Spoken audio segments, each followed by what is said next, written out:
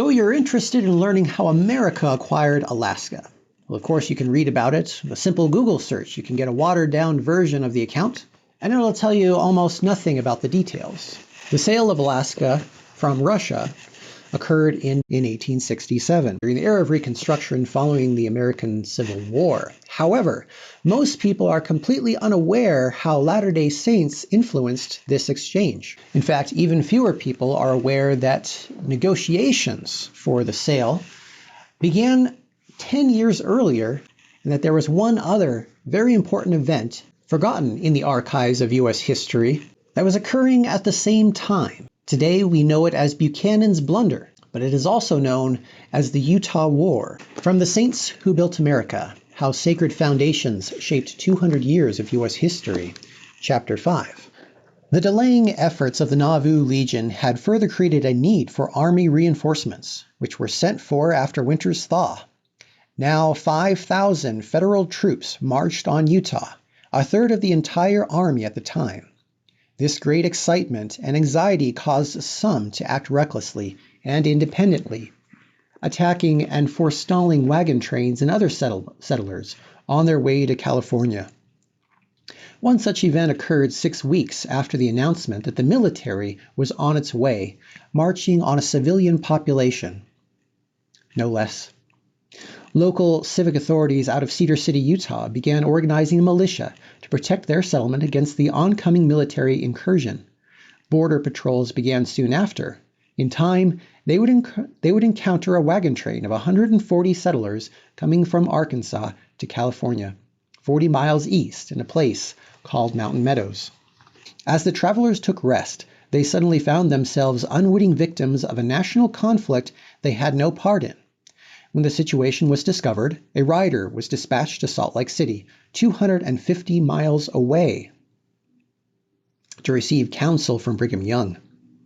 Young then swiftly declared the settlers must not be harmed, but by the time the message could be received, only the young children had been spared.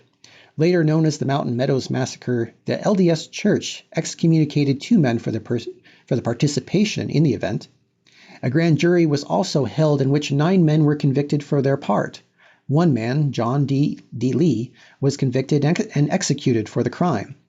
A memorial now sits at Mountain Meadows over the bones of those victims, where their deaths occurred. The U.S. military activity sent out west to the territories sparked an intended but temporary distraction from the nation's true problems. Kansas and Missouri were at each other's throats over slavery and election fraud.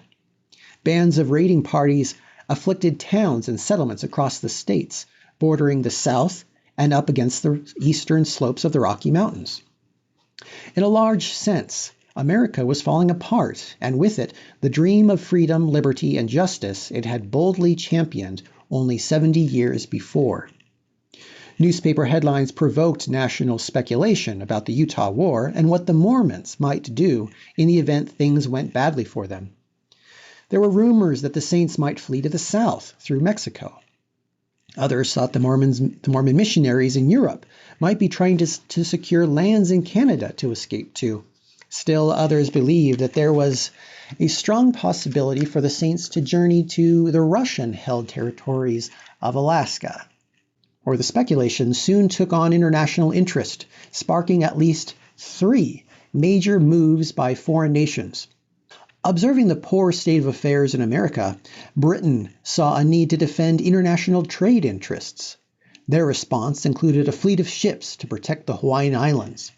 Further, with the gold rush in Washington, Oregon Territory, and West Canada kicking off, there was the possibility of mass migration to the region. Mormons were believed to be chiefly among the transplants. This prompted Queen Victoria to authorize a crown colony on the west coast of Canada to be named British Columbia.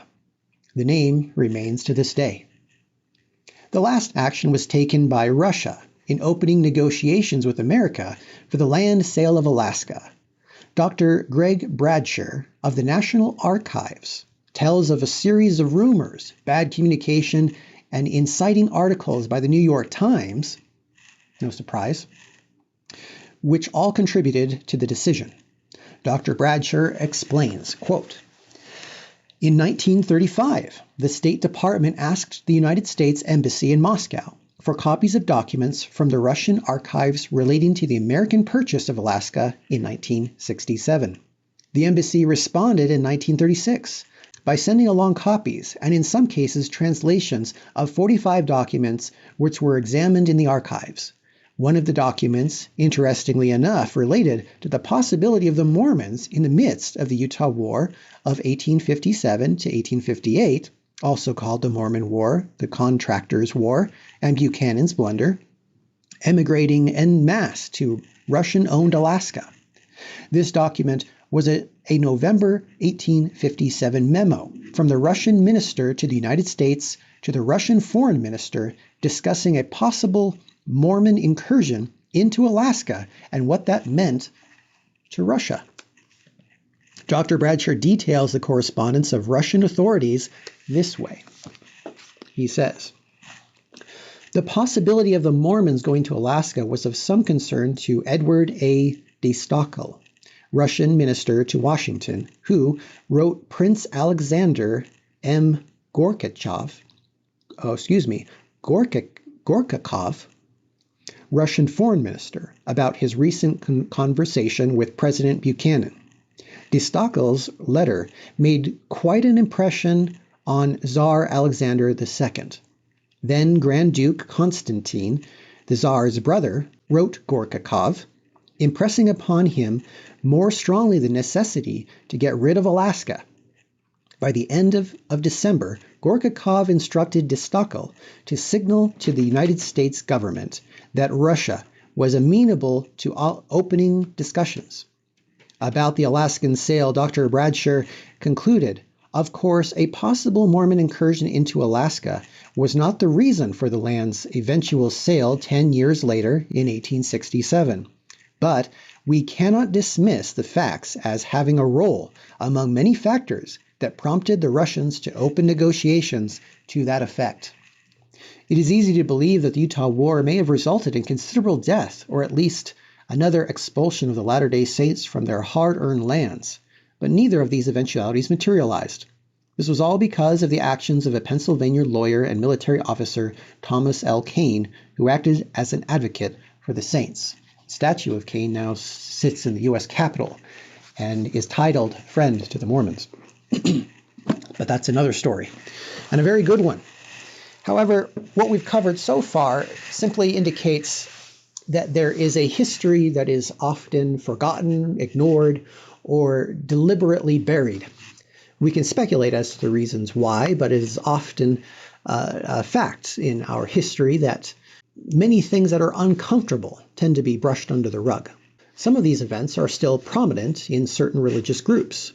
For example, Protestants are active and eager to exploit the history of Latter-day Saints regarding the Mountain Meadows Massacre. Recent recitations of that history, including by Netflix, greatly mislead and distort the facts of those events.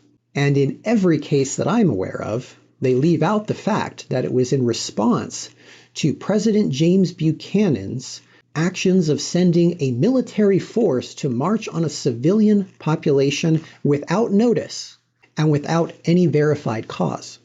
It further leaves out the long history covering decades where Protestant leaders working with local government officials have sanctioned mob violence and enacted domestic terror against civilian populations, namely the Latter-day Saints. Ultimately, Buchanan's blunder resulted in an unintended blessing to the United States, perhaps echoing the biblical sentiment that all things can be made or turned for our good.